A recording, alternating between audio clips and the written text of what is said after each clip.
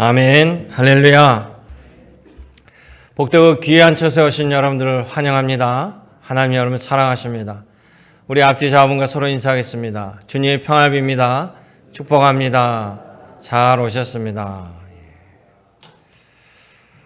오늘 아침 예배 드리기까지 많은 고민을 했습니다. 여러분 알다시피 사회적 거리두기 2단계로 격상되었고 또 예배 50명 대면 예배를 50명 제한하는 발표가 있어서 아무튼 지금 여러분들 한 50여 명이 본 예배당에 오셨고요. 나머지 늦게 오신 분들은 4층 또 1층 베들레헴에서 분산해서 이 시간 영상 예배를 드리고 있습니다. 다음 주 또 어떻게 상황이 전개될지 모르니까요. 일단 여러분들이 오셔서 4층으로 갈 수밖에 없으면 좀 4층이나 1층으로 따라 주시고 또 시간대로 옮겨서 오시면 여러분이 50명 안에 또 들어올 수 있으면 대면 예배로 드릴 수 있습니다. 우리가 올해 코로나로 2월 말부터 또 영상 예배로 한 2달간 그렇게 해보았고요.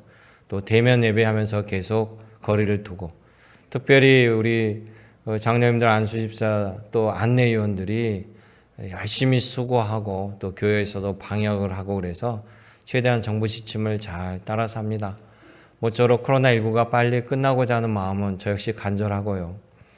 그래서 저희들은 또 주일 예배를 주일에 한 번 오는 곳을 하기 위해서 저녁 예배를 드리지 않고 사람들을 분산하기 위해서 1부, 2부, 3부 이렇게 나눠서 드립니다. 또 점심을 드리지 못해서 저희가 떡으로 대신하고 있습니다. 다소 불편하더라도 여러분들이 참여해 주셔서 감사드리고요. 또 오늘 피크라고 계속해서 방송이 하니까 예배만 드리시고 또 떡을 받으시고 곧바로 집으로 가시기 바랍니다.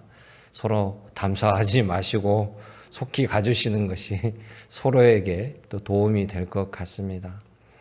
아무튼 속히 이 모든 과정이 끝나길 바라고 또 열심히 수고하고 헌신하고 하는 사람들을 또 실망치 아니하게 여러분들이 열심히 같이 기도해 주셔서 이 일들이 잘 마무리되고 더 이상 이 일로 인하여 교회가 또 곤란을 당하지 않기를 간절히 바랍니다.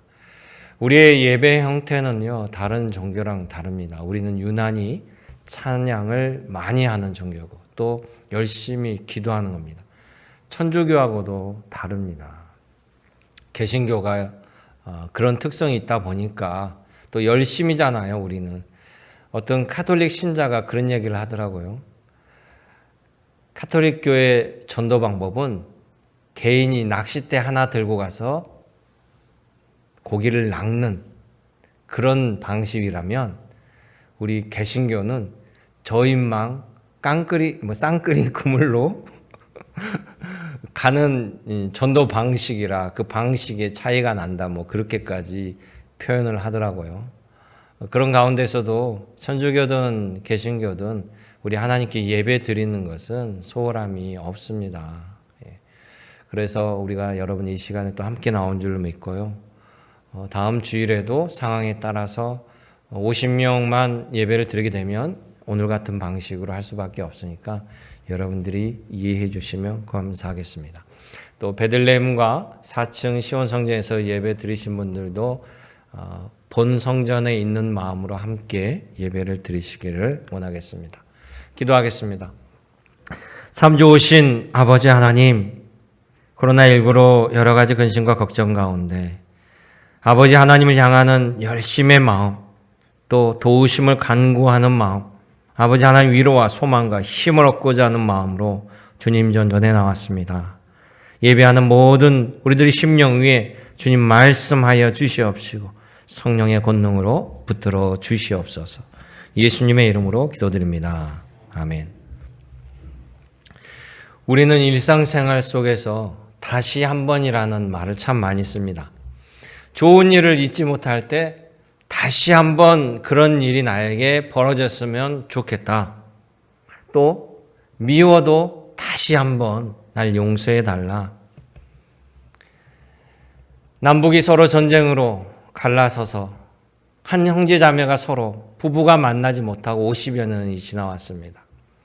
이산가족 상봉, 남북이 서로가 사이가 좋을 때, 이산가족 상봉할 때 그들이 눈물로 밤을 지새며 한 형제가 함께 부둥켜하며 울며 서로 헤어질 때 제발 죽기 전에 다시 한번 또 만났으면 좋겠다. 이런 간절한 마음을 담는 표현이 다시 한번입니다. 또 다시 한번 이 같은 일을 벌일 때는 내가 좌시하지 않겠다. 이런 표현도 씁니다. 그러다 보니까 이 다시 한번은요, 우리에게는 상당히 긍정적이고 좋은 면에 쓰이는 겁니다. 다시 한번이라는 이 단어 속에는 용서를 주거나 기회를 얻고자 할 때 간절함을 담아서 쓰는 단어가 다시 한번이에요. 우리 하나님은 엄격하시지만 의외로 우리에게 다시 한 번의 은혜를 많이 내려주신다는 거예요. 그래서 오늘 말씀 출애굽기 34장 제목을 다시 한 번이라고 잡았습니다. 이스라엘 백성에게 다시 한 번 은혜가 내려주시는 것을 이 34장을 통해 볼 수 있다는 것입니다. 지난주 우리는 출애굽기 33장을 통해서요, 이스라엘 백성들이 하나님을 배신하고 황금 송아지를 세상에 하나님이라고 경배하는 통에 하나님이 몹시 분노하시고 그 죄악을 넘어가지 않겠다. 그리고 이 백성을 심판하겠다라고 했을 때 믿음으로 성장한 우리 모세, 달라진 그 모세의 모습, 하나님 앞에 나서 백성들의 중보자로, 화해자로, 또 백성들의 죄를 성결하게 하면서 하나님께 용서를 구하고 하나님의 도우심을 간구했습니다. 하나님이 그 모세의 노력, 또 모세가 함께한 그들의 노력을 보시고 34장에 다시 한 번의 은혜를 내려주시는데요. 하나님께서 모든 것을 원점으로 돌리시면서 다시 한번 모세를 시내산으로 올라오게 하신다는 거예요.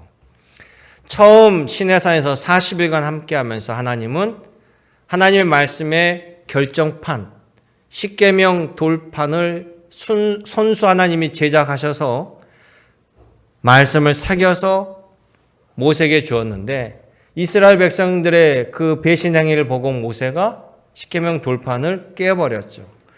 백성들 앞에 돌판을 깨어버린 것은 하나님의 약속이 이렇게 산산조각 깨어졌다는 것인데 하나님께서 모세에게 다시 한번 은혜를 주시면서 모든 걸 원점으로 돌리는 것은요, 다시 올라와서 너가 깨어버린 십계명 돌판을 만들어 가지고 오라.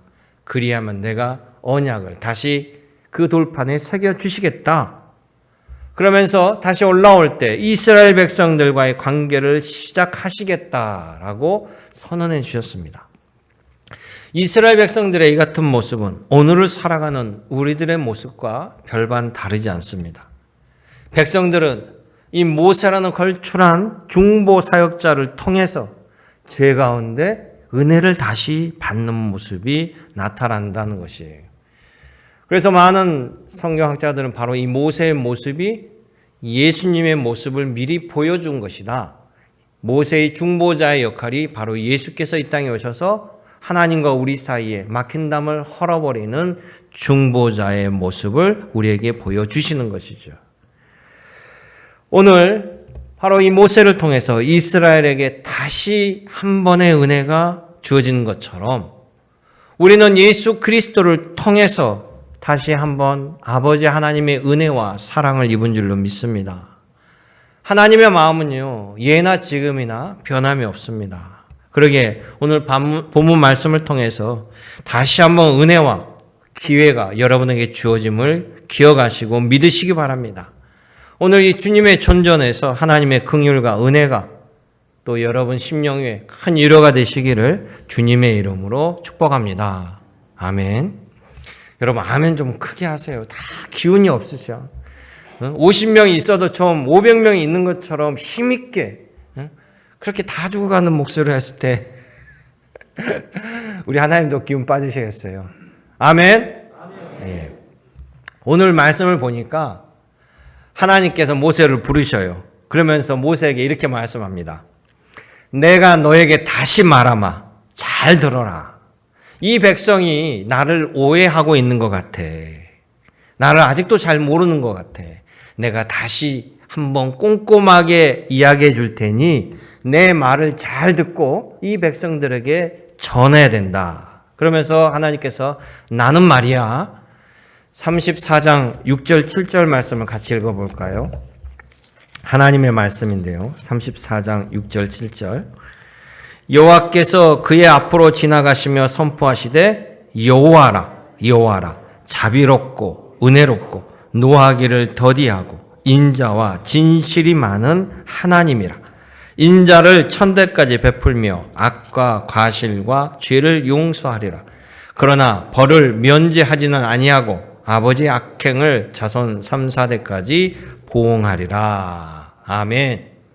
하나님께서 하나님에 대한 본체, 속성, 정체성에 대해서 모세에게 다시 설명하는 거예요. 하나님은 자비하시다라는 것. 자비하시다라는 것은 많은 너그러움과 부드러움과 이해심을 포함하고 있습니다. 우리 하나님은 무조건 화를 내시는 피도 눈물도 없으신 분이 아니라 정이 많다라는 거예요. 또한 우리들의 상황과 처지를 충분히 보시고 우리들 마음속에 있는 나만 알고 있는 하나님에 대한 진실한 동기, 그 마음을 우리 하나님은 보실 줄 아시는 분이라는 겁니다. 또한 중요한 것은요, 우리 하나님께서 참으로 인내하시고 참아주시는 분이에요.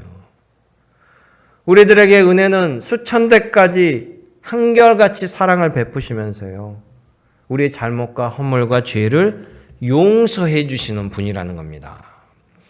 여러분, 용서라는 것은 아무나 할 수 있는 것이 아니에요. 용서가 위대합니다. 우리 하나님의 속성 가운데 하나님 계속해서 말씀하시는 것 가운데 하나가 죄를 면제하진 않겠다 그래요. 우리 하나님은요, 속성 가운데 정의와 공평이 있습니다. 정의와 공의, 공평.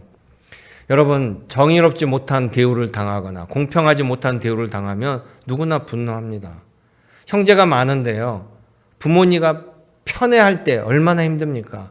정의롭지 못하고 공평하지 못한다는 것은 편애한다는 거예요. 아니, 하나님이 창조하셨는데 하나님이 편애할 수 있죠. 하나님 마음대로시니까.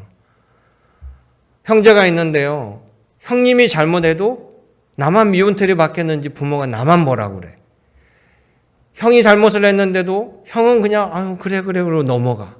그런데 나는 잘한 것 같은데도 불러다가 나만 혼내. 또 반대로 동생이 잘못했는데 그 동생을 뭘 하지 않냐고 뭐 연대 책임을 하고. 그럴 때 여러분, 공평함을 당하지 못하고 부당함을 당하고 편애를 당할 때 우리는 분노하고 삐뚤어지고 다른 길로 나아가는 거예요. 세상도 마찬가지입니다. 사람들이 분노하는 이유가요, 공평하지 아니할 때, 정의롭지 아니할 때 그런다라는 거예요. 그러니까 우리 하나님의 속성상 원래 이 죄를 그냥 두고 보지 못합니다. 그래서 황금 송아지를 만든 그들에게 하나님께서 분노하시고 심판하시겠다라고 하는 것이에요.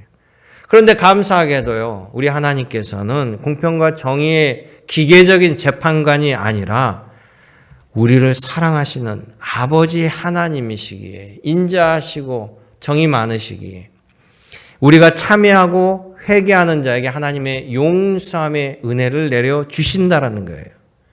그래서 지금 이스라엘 백성들이 그 기회를 얻고 다시 한 번의 은혜를 입는다라는 것입니다. 모세는 그런 하나님을 알게 하나님께 간청하였고 또 성결하였고, 그래서 하나님께서 용서의 하나님답게 모세에게 지금 말씀해 주시고 은혜를 베풀어 주십니다. 심지어 우리 하나님 얼마나 참으시고 인내하시고 또 용서에 기다려 주신 하나님이냐면, 여러분, 북이스라엘의 가장 악한 왕이 누구죠? 제가 하도 많이 얘기해서 여러분 웬만하면 외우실 텐데요, 아합 왕이라고 그랬잖아요. 그 부인이 이세벨이고, 이 아합 왕과 이세벨 왕비는 악독함으로 유명합니다. 그런데 이 엄마 아빠가 악독하니까 그 딸도 악독함으로 유명해요. 그런데 이 딸은 엄마 아빠의 2배를 뛰어넘어서 악독함의 차원이 다릅니다. 그래서 그 딸의 이름을 제가 뭐라고 재밌게 설명해 드렸는데 기억나세요? 처음 들으세요? 이 악독함이 남과 달라서 이름 자체가 아달라예요. 딸 이름이 아달라. 이 딸이 남유다로 시집가서 왕비가 되는데요. 남유다 왕국 다윗의 후손으로 전부 다 왕위가 되는데 유일하게 여왕이 등극해요. 바로 그 사람이 이 아달라라는 왕이에요. 아달라는 자기 남편 여호람이 죽고 아들 여호사밧이 여호시아가 왕이 되는데 또 전사예요. 그러니까 자신의 손주들 반개, 직계를 다 죽여버려요. 그리고 자기가 왕에 올라가요. 놀라운 여자죠. 그런데 자기 딸이었던 요세바라는 딸이 있는데 이 딸이 제사장에게 시집갔어요. 이 딸은 엄마의 악독함을 물려받지 않았나 봐요. 그래가지고 엄마가 이 조카들을 죽일 때 요아스라는 직계 자기 조카, 자기 남동생 왕이었던 그 남동생의 아들을 숨겨놔요. 요아스라고. 그래서 나중에 이 요아스가 8살에 왕으로 올라가고 아달랴는 죽게 됩니다. 비참하게 성경의 말씀처럼. 그런 집안이에요. 그런데 이 북이스라엘의 이 아방 때 얼마나 하나님의 제사장을 핍박했는지 거의 다 죽였어요. 그때 선지자가 바로 엘리야 선지자입니다.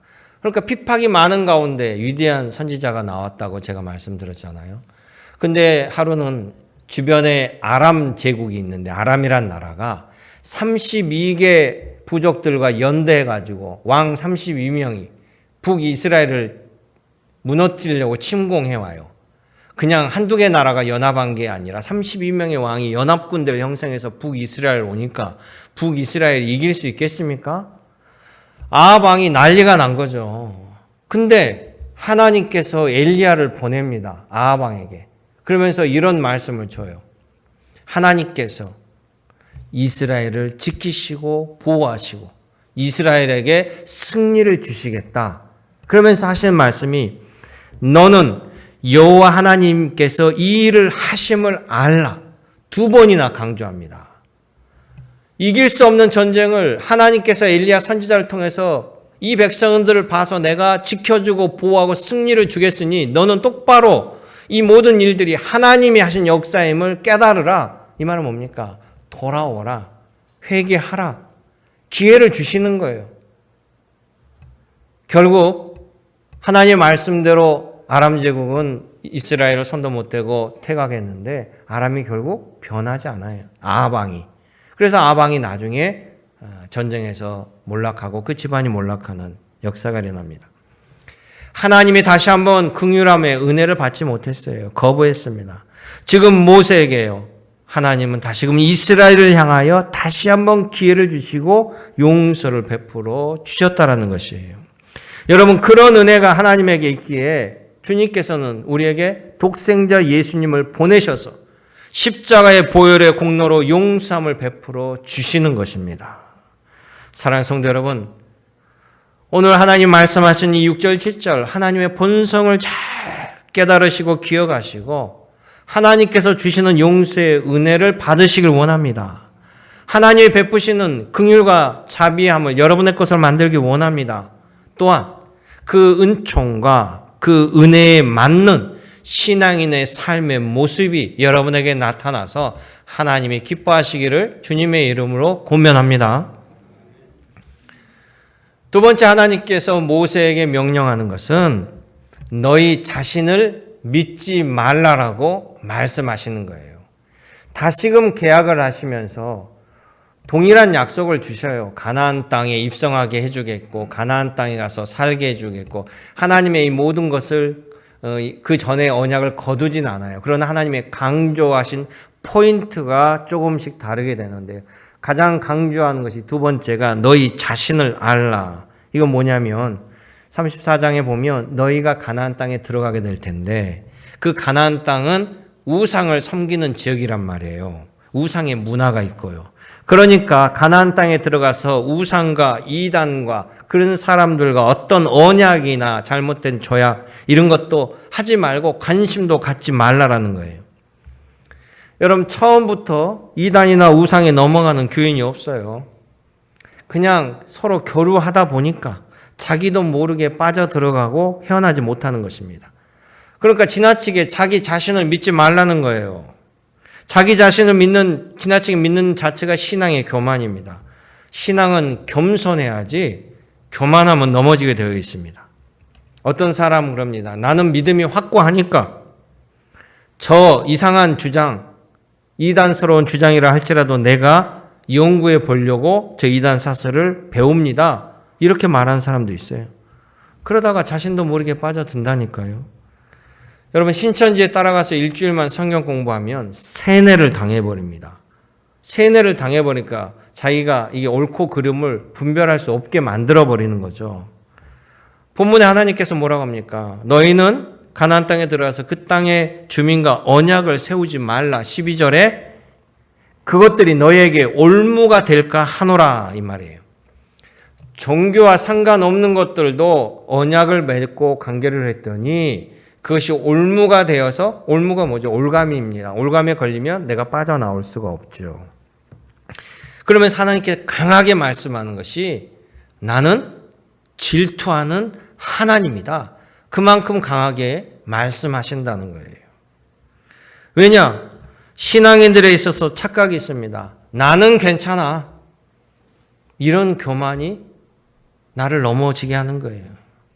신앙에는 자기 자신을 믿지 마세요. 끝까지. 우리는 부족하고 연약합니다. 그래서 하나님 말씀으로 늘 새롭게 다지고 나아가야 되는 거예요. 자기 자신을 믿지 마세요. 나는 절대 그렇지 않다? 이 말처럼 무책임하고 허망한 말이 없어요. 8.15 광화문 집회로 온 나라에 걱정이 많습니다. 거기에 전현직 국회의원들, 반정부 세력들이 많이 모였습니다. 누구든지 정부 정책을 비판할 수 있습니다. 언론의 자유가 있습니다. 대통령도 잘못하면 비판을 가할 수 있지요. 그런데 정당한 비판을 해야 됩니다. 그리고 사람들의 공공의 안전을 지키고 보호해야 됩니다. 거짓말과 남의 위험을 빠뜨리는 행위는 누구에게도 지지받지 못합니다.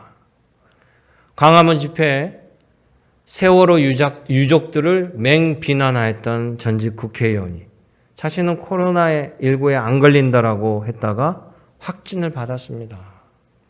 그분이 지금 코로나19 치료로 병원에 있으면서요, 아내에게 글을 남겼어요. 자신의 아내한테 남기는 글인데 이게 뉴스에 나왔더라고요. 뭐라고 나왔냐면, 여보, 왜 나는 하는 일마다 꼬이지? 나 때문에 고생이 많아. 부인한테 미안하고 책임지지 못할 일을 한 것입니다. 또 어떤 국회의원은요, 그렇게 광화문 집회에 나가서 선동해 놓고 자신이 음성 판정 받았다고 뭐가 문제냐고 그렇게 뻔뻔하게 이야기합니다. 여러분, 말씀드리지만 완도 제일교회는 사랑제일교회와 아무 관련이 없습니다. 그냥 제일이란 이름만 같을 뿐이에요. 정광훈 목사, 우리 교단의 목사도 아니고요. 그분의 주장은 일반 교회들과 목회자들의 주장도 아닙니다. 어떻게 하나님께서 나는 코로나19에 걸리지 않게 해준다고 말하면서 사람들을 선동하고 교인들을 동원해서 집회로 인도합니까? 왜 하나님은 자기 말만 듣는다라고 그렇게 외치던 사람이 본인도 확진에 걸리고 자기 사모까지 확진으로 만들었을까요? 성경은 말씀합니다. 하나님의 이름을 망령되이 일컫지 말라라고 분명히 우리에게 경고했습니다. 자기 망상에 빠진 거예요. 과대 망상에 빠진 겁니다. 혼자 죽지 아니하고 모든 사람들을 위험에 빠뜨리는 아주 악한 행위라는 것이죠. 예수님이 말씀합니다. 나를 따르려거든 자기를 부인하고 자기 십자가를 지고 나를 따르라. 예수님의 말씀이에요.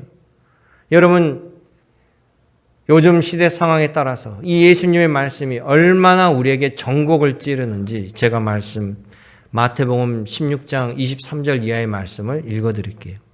예수께서 돌이키시며 베드로에게 이르시되 사탄아 내 뒤로 물러가라.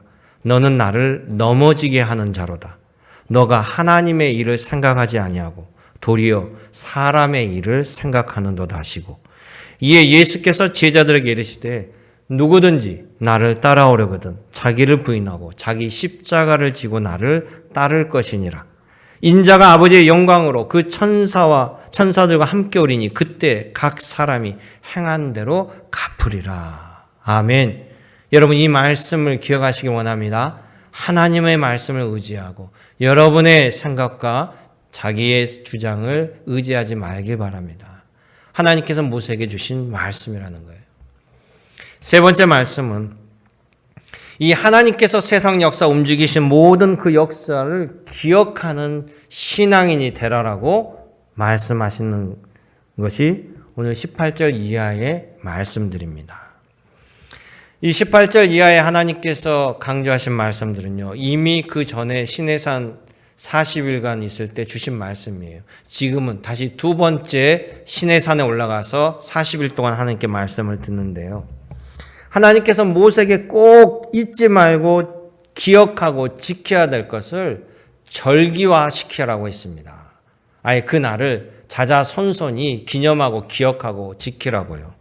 그것이 뭐냐면 6월절과 무교절은 동일합니다. 6월절, 무교절, 그리고 초실절. 초실절은 칠칠절이고 맥주 감사절이에요. 그리고 세 번째는 수장절, 우리가 이야기하는 추수감사절. 그리고 첫것, 첫소출, 초태생은 하나님의 것이라고 기억하라고 합니다. 이 절기를 지키는 건 모두 다 하나님의 역사를 기억하는 것과 관련되어 있어요. 여러분 신앙은요, 인정하고 기억하는 것에서 출발합니다. 6월절은 뭡니까? 이스라엘 백성들 죽다 살아난 날이에요. 초실절은 하나님께서 모든 것을 채워주시는, 우리 먹고 마시고 살 수 있도록 내려주시는 의미, 첫 열매. 수장절은요, 하나님이 주신 그 은혜를 저장하는 데 의미가 있어요. 이스라엘 백성들은 광야를 이동하면서 농사를 짓지 못했습니다. 먹을 것이 없었습니다. 그때 하나님께서 걱정하지 말라라고 내려주신 게 뭐죠? 만나잖아요. 근데 만나는 저장을 할 수 있었습니까? 없었습니까? 저장 못했어요. 이스라엘 백성들이 저장하고 싶어서 하나님 말씀 어기고 몰래 저장했더니 다음날 아침 보니까 다 없어졌거나 조미 먹어가지고 먹을 수가 없어요. 하나님이 저장 못하겠습니다. 매일매일 내려주신다고 했습니다. 그러니까 수장절은 하나님께서 저장을 허락하셨기 때문에 우리가 저장할 수 있다는 거예요. 우리가 저장할 수 있다는 것도 하나님의 큰 은혜임을 여러분 기억하시기 바랍니다. 그러기에 신앙은요, 인정하고 기억하는 데에서 출발하는 거예요. 무엇을 인정하느냐? 창조주 하나님을 인정하고 구세주 예수님을 인정하고 성령님의 인도함을 인정해야만 하나님의 백성으로 예수 그리스도의 제자로 우리는 신앙인으로 살아갈 수 있는 겁니다. 또 인정해야만 하나님의 말씀을 들을 수 있고 받을 수 있고요. 그것을 기억해야만 우리 삶에서 실천할 수 있다라는 것이에요. 그래야만 순종이 나올 거 아닙니까? 그러기에 주님이 지금 모세에게 말씀하시는 것은 이런 모든 신앙의 역사, 하나님의 도우심을 기억하라는 거예요. 사람과 동물의 차이점 뭡니까? 사람은 기억할 수 있다, 기념할 수 있다라는 거예요. 사람은 그걸 기념합니다. 하나님의 역사를 기억하지 못하면요, 미래가 없습니다. 세상에도 마찬가지 아닐까요? 역사를 기억하지 않는 민족은 미래가 없다라고 미래학자들은 단언합니다. 기억한다는 것은 잘한 것도 기억하지만 잘못한 것도 기억하는 거예요. 모두 다 정직하게 정확하게 기억하는 겁니다. 잘한 것들은 계속 잘할 수 있도록 널리 전하고 증거하는 거고요. 잘못한 것은 다시금 반복되지 않도록 교육하고 전하는 것입니다. 하나님의 율법을 잘 아는 이스라엘 백성들, 세계 2차 대전을 통해서 그 민족이 엄청난 고통을 당했습니다. 그들을 괴롭히고 핍박하였던 독일의 그 전범을 잊지 않습니다. 지금도 이스라엘의 첩보기관 모사드는 전 세계에 숨어있는 나치 전범들을 추적하고 있습니다. 최근에도 색출되고 그들이 숨이 붙어있는 한 재판에 넘기게 됩니다. 철저하게 응징을 하려고 합니다. 그리고 희생관을 건립하고 그들이 자행한 만행을 기념으로 남겨둬서 후세들에게 역사를 가르칩니다. 독일은 독일대로 자신들의 선배들의 조상들의 잘못한 죄를 참회합니다. 사실 곧대로 받아들이고 독일 총리는 무릎 꿇고 이스라엘에게 사과하고 기회가 닿는 대로 독일은 이스라엘에게 참여하고 사죄합니다. 독일이 전 세계의 고급차 시장을 석권하는 이유도요, 바로 전쟁 때 군수 산업이 발달해서 그런 앞서가는 자동차 경제를 갖고 있다는 거예요. 이 독일이 이스라엘에서는 유독 자동차를 팔리지가 않습니다. 이스라엘의 자동차의 판매 순위 30위에 최근에 독일의 벤츠나 BMW가 아니고 폭스바겐이라는 작은 차가 30위권에 올랐어요. 그것도 최근의 일입니다. 어떻게 30위권에 올랐는가 봤더니 이스라엘은 독일의 차를 쓰지 않습니다. 그런데 이 폭스바겐이라는 회사는 독일 정부와 다르게 회사 차원에서 우리가 2차 세계대전 때 독일 정부를 협조해서 했던 못된 일들을 사죄하고 이스라엘 백성들에게 배상을 했습니다. 그것을 이스라엘 백성들이 받아줘서 폭스바겐 차를 사기 시작한 거예요. 여러분, 그런데 우리나라는 어떻습니까? 우리나라와 일본은 진심으로 사과하고 배상했나요? 위안부라는 성노예를 인정하지 않고 망발합니다. 우리나라 대법원에서요, 일본의 전범 기업이었던 그 기업 피해자들이 고발해가지고 징용봉으로 강제로 끌려갔던 내 청춘을 보상해달라고 재판을 했던 것들을 우리나라 대법원에서 그 회사가 배상하라고 판결을 했어요. 그런데 배상을 안 하니까 한국에 있는 그 회사의 자본을 묶어뒀죠. 그랬더니 일본 정부를 상대로 한 거 아닌데 일본 정부가 나서서 한국을 맹비난하고 압박합니다. 그러면서 일본 정부에서 한국 경제를 무너뜨릴 수 있는 가장 좋은 방법은 한국이 제일 잘 나가고 있는 삼성전자의 반도체를 무너뜨리는 것이 가장 효과적이라고 생각해서 경제 전쟁을 벌인 겁니다. 우리나라에서는 일본 제품이 잘 팔려요. 일본 차도 많이 팔리고요. 그런데 일본에서는요, 한국 차가 아예 안 팔려요. 수입 자체를 안 합니다. 그럼에도 최근에는 우리나라에서 불매 운동으로 국민들이 단결하고 있죠. 가장 인상 깊은 불매 운동 플랜카드를 저도 완도 시내에서 보았습니다. 독립운동은 못했어도 불매 운동은 합니다. 여러분도 읽어보셨죠? 이 표 자체가 너무 기가 막힌 것 같아요. 여러분, 과거를 기억하지 않는 나라는요, 미래가 없습니다. 세계 역사가 그것을 보여주고요.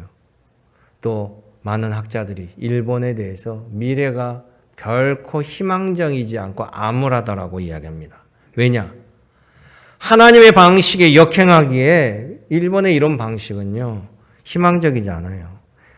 하나님께서 우리에게 하라고 하신 것과 하나님께서 우리에게 금지하는 것들은요, 그것이 다 우리들에게 좋은 것이기 때문에 하나님께서 허락하시고 금지한다는 사실이에요. 왜 그렇습니까? 하나님은 이 세상을 창조하셨습니다. 하나님은 이 세상의 시스템을 설계하신 분이고 만드신 분이에요. 이 세상에 돌아가는 방식을 하나님께서 잘 아시기 때문에 하나님께서 하라고 하시는 것, 하나님께서 금지하는 것은 다 우리에게 유익하기 때문에 하나님이 하신다는 겁니다. 그러기에 여러분 삶 속에 하나님이 베풀어 주신 은혜, 또 여러분이 잘못한 모든 것들을 기억하며 아버지 하나님의 은혜를 기쁨으로 받으시며 또 잘못된 것을 바꾸시며 아버지 하나님의 용서함을 누리며 살아가길 원합니다. 하나님이 우리에게 다시 한 번의 은혜를 주실 때 그 은혜를 기쁨의 은혜로 여러분 것으로 만드시고 아버지 하나님 주신 은혜와 은총을 받으시며 새롭게 출발하셔서 이 땅의 삶 속에 하나님의 기쁨이 되는 하나님의 복의 복을 불러일으키는 믿음의 권속으로 나아가시기를 주님의 이름으로 축원합니다. 은혜롭고 참 좋으신 아버지 하나님, 오늘도 살아계셔서 저희들에게 다시 한 번의 은혜를, 용서의 은혜를 또 축복의 은혜를 허락하여 주심을 감사드립니다. 한 주간 이 땅에 살아갈 때 언제 어디서나 아버지 하나님이 향기로운 일꾼으로 빛과 소금의 감당자로 살아가게 도와주옵소서. 언제 함께 하신 우리 구주 예수님의 이름으로 기도드립나이다. 아멘.